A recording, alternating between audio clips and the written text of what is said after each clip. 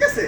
قد أفلح المؤمنون الذين هم في صلاتهم خاشعون والذين هم عن اللغو معرضون والذين هم للزكاة فاعلون والذين هم لفروجهم حافظون। যাচ্ছি কিন্তু পিকনিকে বন্ধুদের সাথে, আমার বন্ধুরা গান শুনছে, নাটক দেখছে, ইউটিউবে দেখো নাটক হাজার হাজার, তাই না? আমি আমি পবিত্র কোরআন মজিদ শুনছি, কোরআন মজিদ তাফসীর শুনছি, আমি বুখারী শরীফের একটা হাদিস শুনছি। I am very much in ইবাদত। অর্থাৎ জন্ম থেকে মৃত্যু পর্যন্ত আল্লাহর আইন অনুযায়ী চলা এবং আল্লাহর নির্ধারিত যে বিধান দিয়েছেন উনি, সেই বিধান অনুযায়ী চলা নাম হচ্ছে ইবাদত।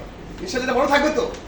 আপনি যে কাজই করেন মহান মাবুদকে যদি আপনার কলমের মধ্যে আপনি রাখেন, আপনার প্রজ্ঞা জগতে, আপনার প্রার্থনা জগতে আপনি যদি আকাশ আর জমিনের মালিক মহান মাবুদকে রাখেন, আপনি ভেরি মাচ ইন দি ইবাদত। ঠিক আছে, মনে থাকবে এটা ইনশাআল্লাহ।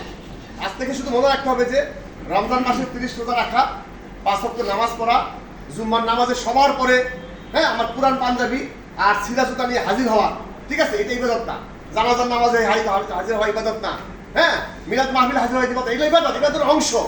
কিন্তু পূর্ণাঙ্গ ইবাদত হচ্ছে মহান রাব্বুল আলামিনের যে বিধান আছে আল কোরআন, সেটা মেনে চলা এবং তাকে স্মরণ করা। মনে থাকবে কি ইনশাআল্লাহ? আর কোনো প্রশ্ন আছে?